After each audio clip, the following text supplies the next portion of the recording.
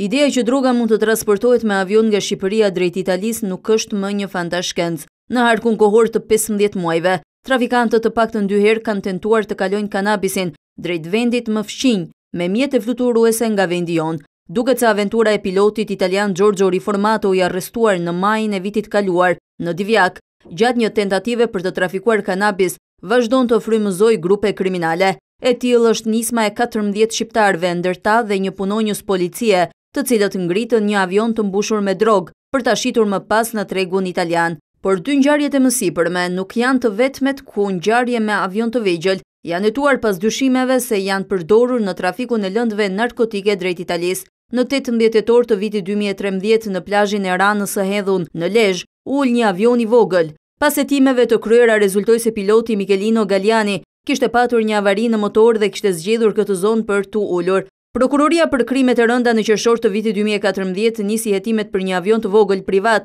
i cili qëndronte në aerodromin e Gjadrit. Ai ishte në pronësi të një diplomati austriak. Pas verifikimeve të kryera, rezultoi se mjeti ishte ngritur disa herë në fluturim nga disa pilot, por nuk u faktua të ishte i përfshirë në trafik të lëndëve narkotike.